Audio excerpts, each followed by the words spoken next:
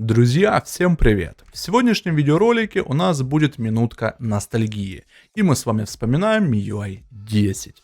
Та оболочка, которая еще действительно нам позволяла воспользоваться функционалом и возможностями от компании Xiaomi, за которой разработчики в принципе-то следили, ну и которую было приятно установить.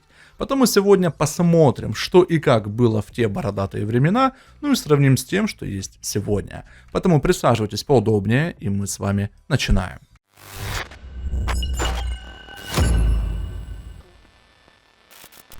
Что же, у нас сегодня подопытным выступает легендарный смартфон Mi 9T.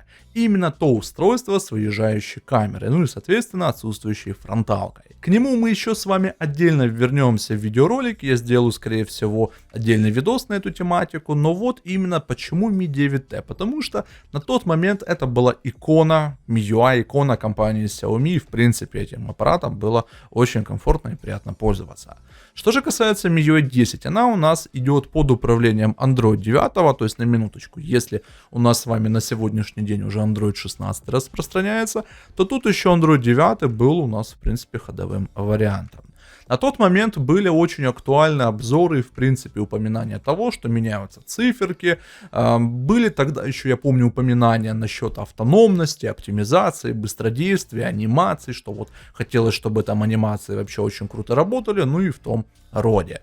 Получается, эта версия 10.3 у нас уже является более такой, знаете, конечной у MIUI 10, и дальше был у нас переход на MIUI 11. Соответственно, о чем мне свидетельствует наличие нового обновления в настройках смартфона. Но, понятное дело, на MIUI 11 я пока еще не обновлялся. Я думаю, те, кто являются олдами, помнят, что в принципе MIUI 10 это была такая очень интересная система и очень гибкая даже система, которая позволяла выполнять очень такие различные и интересные действия. Ну, в частности, я еще хотел бы остановиться отдельно на том, что на тот момент не было кучи разных настроек. То есть, если сейчас мы с вами заходим и устранение мерцания, и дальше у нас там улучшенные текстуры, и там всякие сверхразрешения, и всякие опции мемк и т.д. и т.п. Тут этого не было. И вот в этом, наверное, и была суть этой оболочки, в том, что она была простой, понятной и интуитивной. Также многие, я помню, на тот момент еще писали, вот что Mi 9T и нет устранения мерцания. Искали это устранение мерцания через Activity Launcher. Некоторые автора вообще говорили, что вот, все, эта тема рабочая, заходите, активируйте, выносите на рабочий стол, и у вас будет все отлично работать. Но я как человек, который в принципе немножечко, скажем так, связан со смартфонами, с видеосъемкой, могу сказать, что это устранение мерцания на Mi 9T через Activity Launcher, понятное дело, не работало.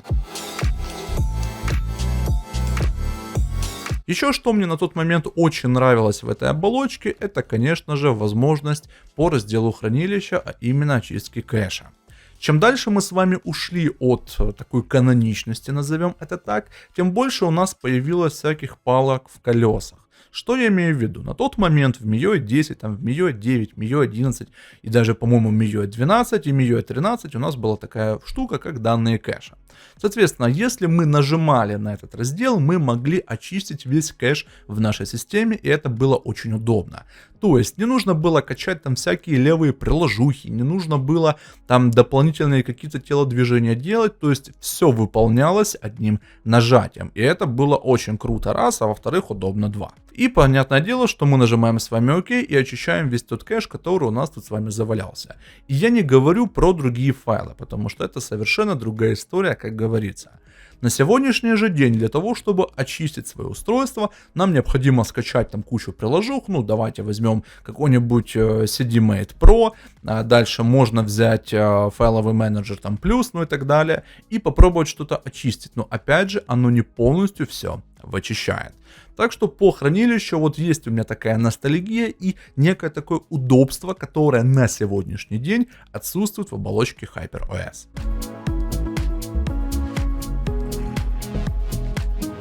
Также, что меня еще радовало в те бородатые времена, это питание и производительность.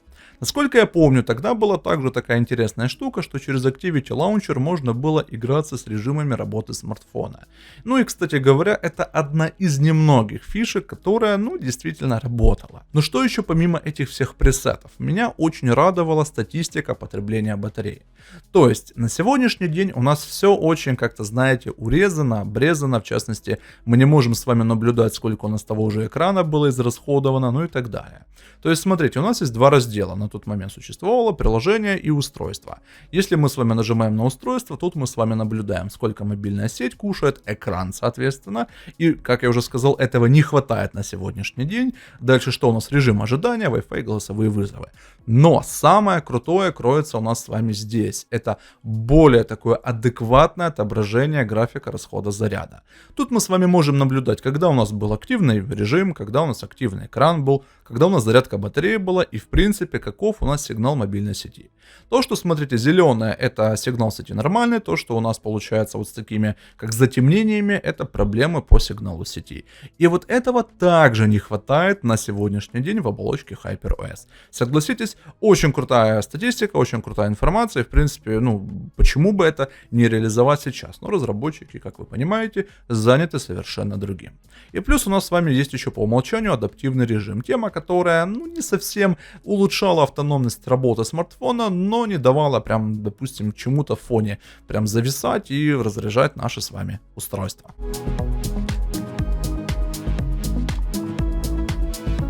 Отдельно, наверное, хотелось бы еще остановиться по кастомизации. Это именно иконки. Как вы можете заметить, они квадратные. Кто-то в комментариях мне может сейчас написать, и в принципе, когда я помню, выкладывал в телеграм-канале информацию о том, что вот Mi 9T и Mi U10, многие писали, что вот, оно выглядит некрасиво, вот, эстетичности нет, перфекционизм вышел из чата, ну и тому подобное. Но, как вы понимаете, на то время эта вся тема была, ну, в принципе-то, ну, нормальной, то есть люди пользовались этим. Да, можно поставить себе отдельно тему, там, какую-нибудь классическую, или же что-нибудь себе в магазине тем найти, но, опять же, как вы понимаете, что на тот момент, ну, не для всех это было какой-то прям сверхпроблемой.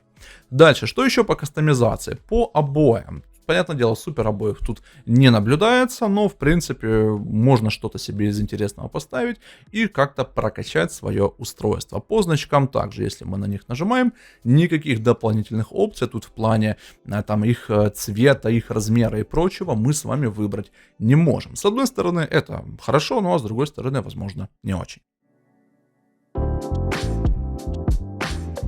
Еще один момент, который также, наверное, многие вспомнят и прослезятся, это шторка. Многих сегодняшняя шторка не устраивает, многие говорят, что это отсылка к iOS, что компания Xiaomi уподобляется вот бренду Apple, что они стараются у них что-то скопировать и своего чего-то нет. И в принципе так оно и есть.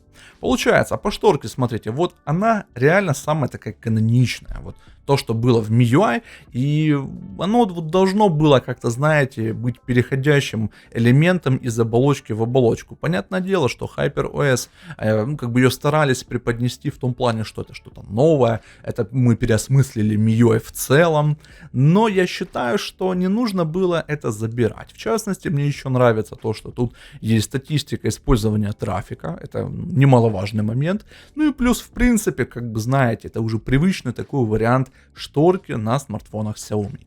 Также вы можете заметить, что у меня есть размытие за этой шторкой. То есть, казалось бы, смартфон Mi 9T. Тут, если я не ошибаюсь, Snapdragon 730. Опять же, если мне память не изменяет, хотя могу ошибаться, но, как говорится, это совсем другая история. Вот. И он все это вывозит. И плюс у нас есть еще анимации выхода из стоковых приложений. Вот, к примеру, зашли в настройки, из них выходим. Так, не совсем это красиво получилось. Делаем вот так, и анимация проявилась. Да, конечно, тут очень топорные 60 Гц, но, в принципе-то, я думаю, что на то время мы даже и не думали, мол, что это очень что-то плохое и так далее. То есть, в целом, на тот момент всех это все устраивало. Что еще по настройкам, друзья, я могу такого интересного отметить, это появление у нас дифференциации на рабочий стол недавний и безграничный экран. То есть на тот момент у нас вот безграничный экран только, ну не то чтобы только появился, но он зарядился в настройках у нас еще там где-то MIUI, возможно, 9 с чем-то, потом в MIUI 10 эти все там жесты допиливали, многие на них жаловались и в принципе-то вот с новыми обновлениями пытались их как-то улучшать. И теперь мы приходим к главному вопросу HyperOS. А что же поменялось по жестам? Хочу вам сказать, что разработчики кормят постоянно там завтраками информацией о том, что вот мы это все пофиксим, мы все это сделаем в плане жестов, но, как говорится, авось и ныне там. То есть ничего с момента, как у нас вот была MIUI, не поменялось. То есть HyperOS 3, которая вот должна выйти в этом году, ну или там с каким неймингом она будет, также больше чем уверен будет выдаваться под таким девизом, мол, лучшие жесты, там анимация, ну и тому подобное. Но хотя, опять же, я думаю, что не стоит радоваться раньше времени и думать, что вот все у нас в один момент поменяется. Ну и еще по настройкам, смотрите, есть у нас разделение на приложения, там системные приложения, клонирование, ну и так далее, там разрешение и прочее. И то есть сейчас разработчики, если мы с вами посмотрим на HyperOS, взяли тупо вот все эти разделы, скомпилировали между собой, ну или вернее как, они их в один раздел закинули, просто там их расставили в правильном порядке, там что-то добавили, что-то разнесли, ну и вот мы с вами получили на выходе HyperOS. То есть по факту, как вы понимаете, HyperOS это та же самая MIUI, только немного под другим соусом. Немного что-то переставили, что-то перенесли, поменяли шрифт, там добавили какие-нибудь границы между разделами. Кстати, мне очень нравятся вот эти границы между разделами, то есть ты четко понимаешь, что и как у тебя зачем идет. В HyperOS сейчас пытаются это все добавлять, ну посмотрим в принципе, что у нас будет в дальнейшем по HyperOS 3. Ну и конечно же, самое, наверное, крутое, что может быть у нас в этой прошивке, это стандартные приложения MIUI. Это звонилка, сообщения, контакты. На сегодняшний день, чтобы это все добро получить, нужно немного так извильнуться. Допустим, сделать сброс настроек и выбрать регион Таиланд при первоначальной настройке. Можно перейти на другую прошивку методом подмены файла. Ну а можно там поиграться с root правами и в принципе тоже что-то из такого получить. Но опять же, круто, когда оно по умолчанию.